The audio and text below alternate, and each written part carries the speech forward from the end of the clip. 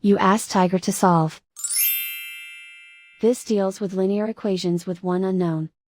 The final result is x equals -3. Let's solve it step by step. Group all constants on the right side of the equation. Add 2 to both sides. Simplify the arithmetic.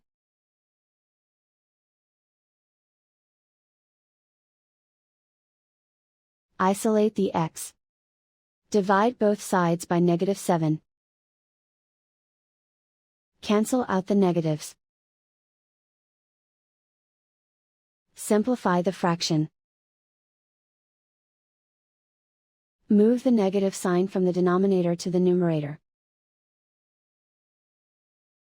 Find the greatest common factor of the numerator and denominator. Factor out and cancel the greatest common factor. And so the final result is x equals -3.